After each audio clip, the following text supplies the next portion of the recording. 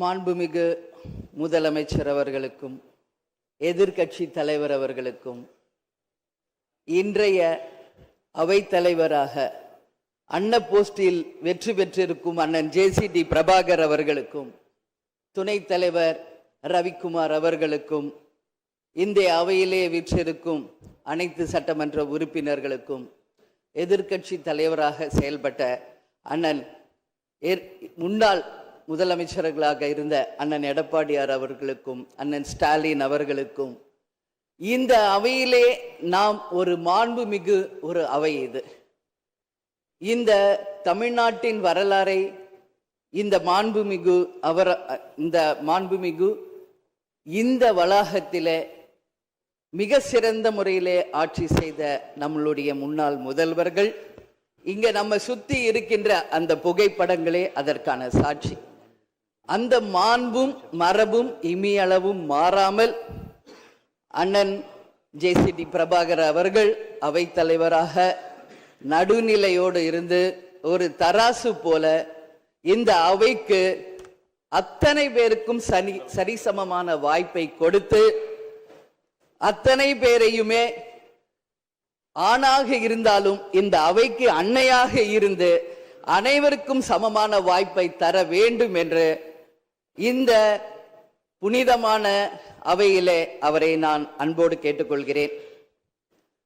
அது மட்டுமில்லை, இன்றைய முதல்வர் அன்பு தம்பி விஜய் அவர்களுக்கு திரையுலகில் அண்ணனாக இருந்த கேப்டன் அவர்கள் இதே அவையிலே எதிர்கட்சி தலைவராக செயல்பட்ட பொழுது இங்கே நடக்கின்ற அத்தனை விஷயங்களும் தமிழகம் முழுவதும் தெரிய வேண்டும் என்ற கோரிக்கையை அன்றிலிருந்தே சொன்னார். அதனால அந்த விஷயத்திலும் நடுநிலையோடு இருந்து ஆளுங்கட்சி சைடு மட்டும் கேமரா போக்கஸ் பண்ணாம சட்டமன்றத்தில் நடக்கும் அத்தனை நிகழ்வுகளையும் நேரலையில் தமிழக மக்கள் அனைவரும் தெரிந்து கொள்ள வகையில அந்த சரிசமமான ஒரு வாய்ப்பை ஏற்படுத்தி தர வேண்டும் என்பதை இந்த நேரத்திலே நான் கேட்டுக்கொள்கிறேன்.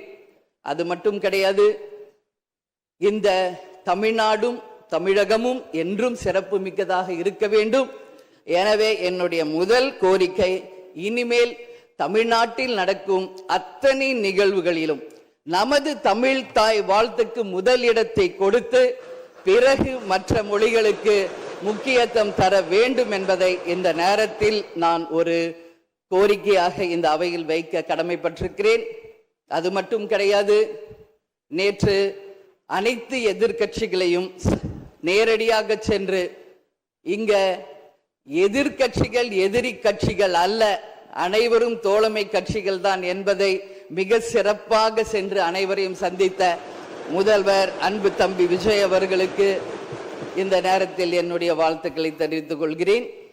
அது மட்டுமில்ல, இந்த அவை தமிழ்நாட்டுக்கும் தமிழக மக்களுக்கும் நீதியையும் நேர்மையும் நிலைநாட்ட வேண்டும் என்பதையும் இந்த நேரத்தில் தெரிவித்துக் கொண்டு, நாளை நடக்க இருக்கும் பெரும்பான்மையில் வெற்றி பெற்று அன்பு தம்பி விஜய் அவர்கள் மிக சிறப்பாக நம் நாட்டிற்கு பணியாற்ற வேண்டும் என்பதை இந்த நேரத்திலே நான் தெரிவித்துக் கொள்கிறேன்.